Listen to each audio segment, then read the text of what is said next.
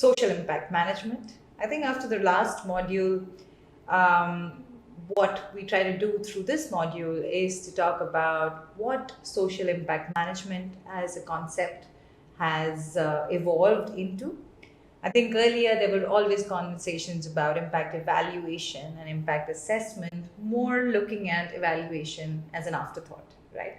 We've invested so much money, we've done all of these different things, and let's see what we've achieved.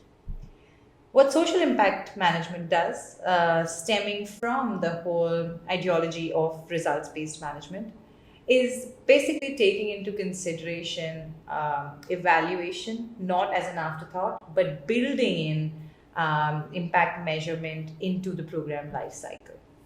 So let's jump right in and let's look at a typical process and the activities that you would have to undertake to undertake an evaluation of your program. So we start off with an impact strategy as to defining a theory of change and the vision, and how all of the different activities that we're doing are going to contribute to achieving that development objective or those outcomes. Based on the theory of change, we will then create indicator frameworks, or we will start identifying what kind of information do we need to answer questions about whether we are achieving the achieving the objectives that we've set out to do. So we have indicator frameworks and metrics to trace the development of our theory of change. We would then, of course, like in the example of the digital infrastructure, we could have location-specific sampling, wherein we try and take certain schools who are more remote, schools which have a higher student-teacher ratio. So we'll start ensuring that we have a good mix of people to give us insights on our program results. And we'll also look at tools, like how do we really want to get our information. So, for example, if we want to look at digital usage or computer usage in schools, should we just ask teachers about how much they use it in a week, or can we actually set up some tools where we can look at lesson plans and recordings of or rather have records of how many times teachers have used a particular module, or even have students work on worksheets on computers, etc. So there's a lot we can do in terms of the tools that we use, and with different kinds of stakeholders to get data on our identified indicators.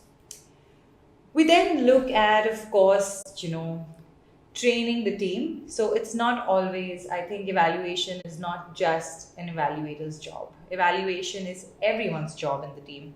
So, training the team to understand what kind of impacts or results we are looking at, how to measure that, how to work with communities or beneficiaries to, get us data or information.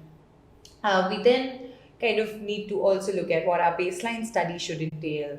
How do we, feed that information or the data we get from our baseline study into dashboards or into shaping our monitoring tools as to what we need to collect data regularly on.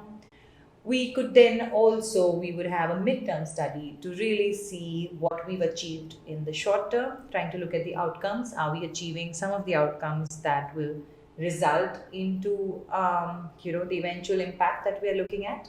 And of course, regularly updating the dashboard with feedback on implementation, with the timelines taken to implement certain things, etc. And finally, we would also look at an endline study and reporting impact based on the theory of change that we identified in the first place. So this is, a very conventional looking activity grid or a process grid for implementing a monitoring, evaluation, and learning framework. But through all of this is the umbrella sort of idea or concept of social impact management. which says we're moving away from the idea that evaluation is an afterthought to building evaluation into our organizational culture, to recognizing that results is what we need to achieve and finding all the different possible permutations and combinations to achieve that. And to, of course, take proactive measures to respond to these different kind of changes that might happen across the life cycle of development.